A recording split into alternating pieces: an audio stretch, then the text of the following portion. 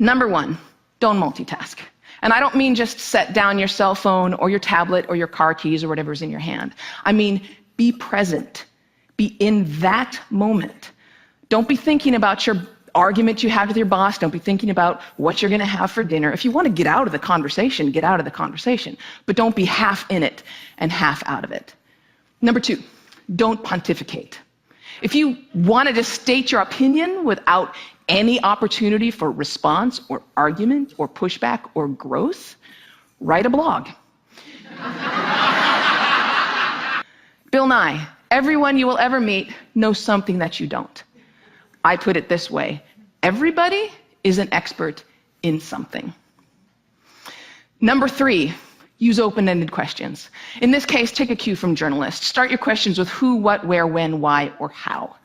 If you put in a complicated question, you're going to get a simple answer out. If I ask you, were you terrified?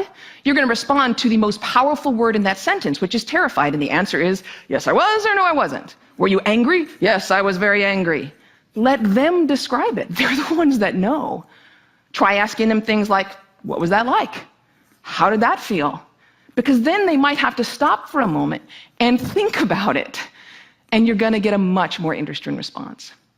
Number four, go with the flow. That means thoughts will come into your mind, and you need to let them go out of your mind. We've heard interviews often in which a guest is talking for several minutes, and then the host comes back in and asks a question which seems like it comes out of nowhere, or it's already been answered. That means the host probably stopped listening 2 minutes ago because he thought of this really clever question, and he was just bound and determined to say that. And we do the exact same thing. We're sitting there having a conversation with someone, and then we remember that time that we met Hugh Jackman in a coffee shop. And we stop listening. Stories and ideas are going to come to you. You need to let them come and let them go. Number five, if you don't know, say that you don't know. Do that. Err on the side of caution. Talk should not be cheap. Number six, don't equate your experience with theirs. If they're talking about having lost a family member, don't start talking about the time that you lost a family member. If they're talking about the trouble that they're having at work, don't tell them about how much you hate your job. It's not the same. It is never the same. All experiences are individual. And more importantly, it is not about you. You don't need to take that moment to prove how amazing you are or how much you've suffered. Somebody asked Stephen Hawking once what his IQ was, and he says, I have no idea. People who brag about their IQs are losers. Conversations are not a promotional opportunity. Number seven, try not to repeat yourself. It's condescending and it's really boring. And we tend to do it a lot, especially in work conversations or in conversations with our kids. We have a point to make, so we just keep rephrasing it over and over. Don't do that. Number eight, stay out of the weeds. Frankly, people don't care about the years, the names, the dates, all those details that you're struggling to come up with in your mind. They don't care. What they care about is you. They care about what you're like, what you have in common. So forget the details. Leave them out. Number nine, this is not the last one, but it is the most important one. Listen. I cannot tell you how many really important people have said that listening is perhaps the number one most important skill that you could develop. Buddha said, and I'm paraphrasing, if your mouth is open, you're not learning.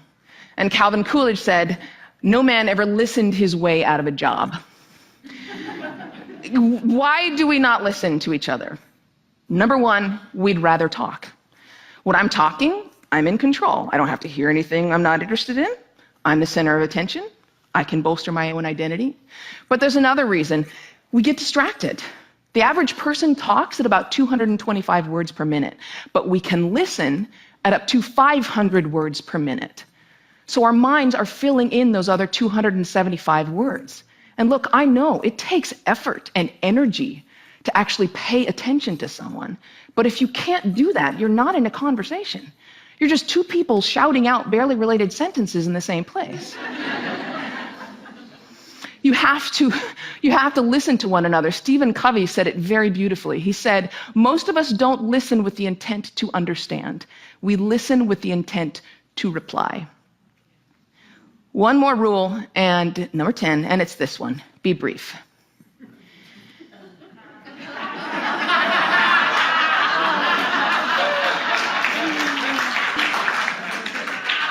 All of this boils down to the same basic concept, and it is this one: be interested in other people.